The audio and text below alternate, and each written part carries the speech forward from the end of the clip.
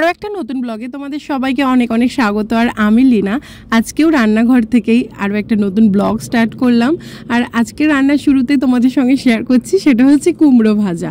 একটু মিষ্টি মিষ্টি করে এই কুমড়ো ভাজা খেতে কিন্তু রুটি দিয়ে সব থেকে বেশি ভালো লাগে, ভাত দিয়েও ভালো লাগে, গরম ভাতে খারাপ লাগে না। তো আজকে আমরা ভাত দিয়ে খাওয়ার জন্যই এই ভাজাটা করছি। আমাদের বাড়িতে সবাই মোটামুটি ভালোবাসে, আসলে আমাদের বাড়িতে সবজি খেতে সবাই প্রায় খুব ভালোবাসে। আর এইখানে আমি দেশি মুরগির ডিম সেদ্ধ করে নুন হলুদ মেখে রেখেছি, চলো সেই একটা স্পেশাল রেসিপি তোমাদের সঙ্গে শেয়ার করব।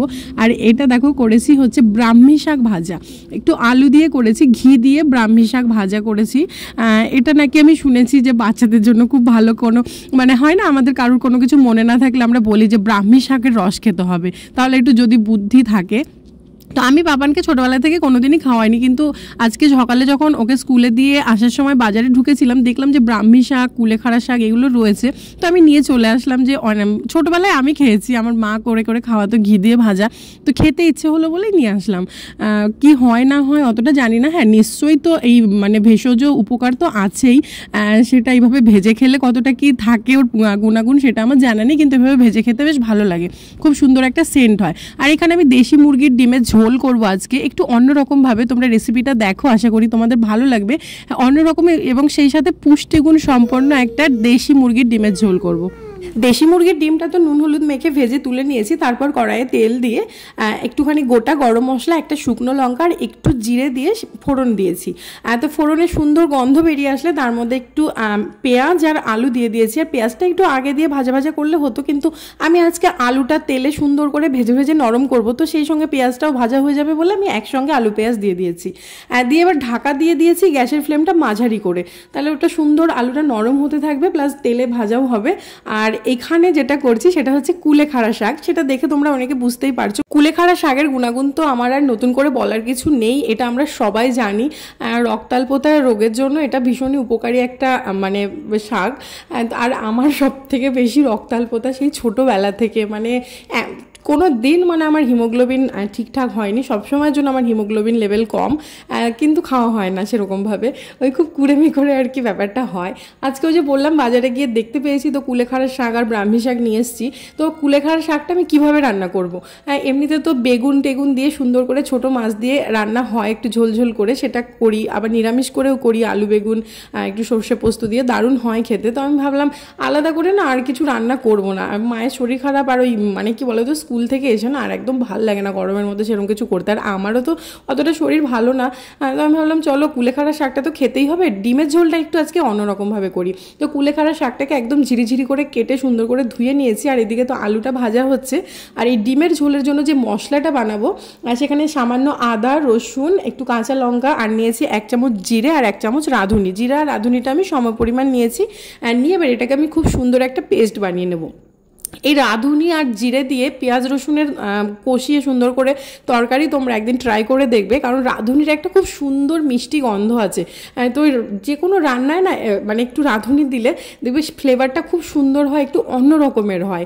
আমরা সাধারণত পেঁয়াজ রসুনের যে কষা কষা বা মশলাদার তরকারিগুলো খাই, এই রাঁধুনিটা একটু অন্য রকমের ফ্লেভার নিয়ে আসে রান্নায়। মাঝে মাঝে দেখবে একই তরকারি বিভিন্ন রকমভাবে খেতে আমাদের ভালো লাগে, একটু টেস্ট চেঞ্জ করে খেতে মানে অন্যরকমই লাগে। তো ওই দেখো ওই আলুটা কিন্তু আমার একদম নরম নরমই হয়ে গেছিলো, পেঁয়াজটাও সুন্দর ভাজা হয়ে গেছিলো, তার মধ্যে বেটে নেওয়া মশলাটা দিলাম, তাহলে পেঁয়াজটা লাল লাল করে ভাজা হয়ে গেছে, তার মধ্যে আদা রসুন রাঁধুনি আর গোটা জিরে বাটাটা দিয়ে সুন্দর করে একটু কষে নিলাম। হালকা তেল তেল ছেড়ে আসলে একটু বেশি করে ঝোল দিয়ে দিলাম, কারণ আমি একটু ঝোল ঝোল রান্না করবো আজকে ডিমের ঝোলটা।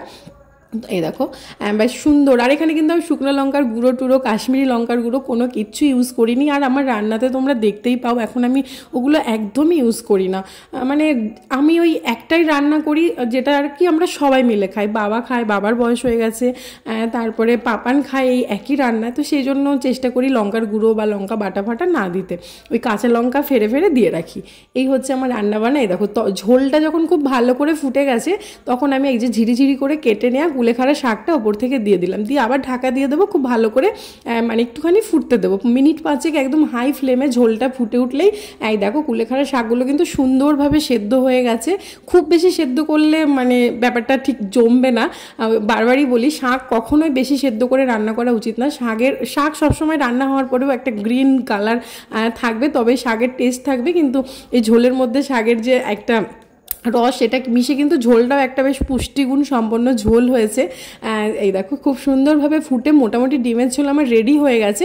তখন আমি দিয়ে দিলাম উপর থেকে আমার বাড়িতে বানানো গরম মশলা। রান্নাটা দেখে বুঝতেই পারছো ঝোলটা কতটা টেস্টি হয়েছে। দেখো যে কোনো রান্না দেখে আমার মনে হয় কিন্তু বোঝা যায় যে রান্নাটা কতটা ভালো হয়েছে। আমি কিন্তু যে কোনো রান্নার কালার বা যে কোনো রান্নার টেক্সচার দেখে বুঝতে পারি যে রান্নাটা কতটা ভালো হয়েছে। আমার মনে হয় তোমরা সবাই বুঝতে পারো, তাই না? আর সবসময় যে লাল লাল হতে হবে রান্না সেরকম কোনো ব্যাপার না। এরকম রান্না বাড়িতে খেতে কিন্তু ভালো লাগে, আর আমার মনে হয় এরকমই খাওয়া উচিত বাড়িতে সবসময়। আমার একদম গরম গরম ডিমের ঝোল রেডি হয়ে গেছে, আর ওদিকে প্রদীপ খাওয়ার জন্য রেডি হয়ে রয়েছে যে কখন ঝোলটা নামবে একদম গরম গরম ঝোল দিয়ে ভাতটা খাবে। তো আমি বললাম তাহলে গরম তরকারিটা তুমি নিয়ে দাও, এত গরম আমি নিতে পারবো না টেবিলে। মানে প্রদীপও ধরতে পারছিল না, ওই জন্য সাঁড়াশি দিয়ে আর একটা থালার ওপরে করে নিল টেবিলে। তো এখন সবাই মিলে আমরা খেতে বসে পড়বো। মাকে দেখে বুঝতে পারছো মানে মায়ের অবস্থা মানে পুরো এলিয়ে গেছে। মা মানে খুবই খারাপ অবস্থা। আর পাপানকে খাওয়ানো হয়ে গেছে, দিয়ে আমরা সবাই মিলে একসঙ্গে বসে গেছি খাওয়ার জন্য। দেশি মুরগির ডিমের ঝোল, কুলেখাড়া শাক ছিটিয়ে, একদমই অন্যরকমের একটা রান্না। তোমরা অবশ্যই ট্রাই করো আর কমেন্টে জানিও কেমন লাগলো। এরকম করে জানো তো মাছের ঝোলও করা যায় কুলেখাড়া শাক ছড়িয়ে। আচ্ছা, কুলেখাড়া শাক দিয়ে ডিমের ঝোল কেমন লাগলো বলো? ফাটাফাটি দেখাচ্ছ আমাকে? বাবা ভালো লাগছে, ভেবেছে না নতুন জিনিস, আমি বুঝতে পারছি না কি শাক কি। মানে একটা সুন্দর শাক দিয়েছি তো, মানে ডিমের ঝোলটা একটু অন্যরকম হয়েছে খেতে। আর কুলেখাড়া শাক বেশ ভালো লাগে, মানে উপকারও হলো, আবার একটু অন্যরকম খাওয়া লাগবে প্লেন ডিমের ঝোলের থেকে। সবাই খেতে বসে গেছি। এই যে এখন যাবে পার্লারে, যে মা যাবে বাড়ি, রেডি হচ্ছিল, খেয়ে যাবে। আমার মার যাওয়া ক্যান্সেল হলো, কাল সকালে যাবে পার্লারে যাবে। আমাকে বলছে তুমিও চলো, তাহলে আমারও পুজোর আগে যা যা কাজ আছে করি আসি। মা থাকতে থাকতে আজকে যে মা কালকে বাড়ি চলে যাবে। কোথায় যাবি এদিকে? দেখো কোথায় ঢুকছে। চলো খাওয়া দাওয়া করে নিই, বাবা এখনো আসেনি খেতে, খেতে আসবে। চলো।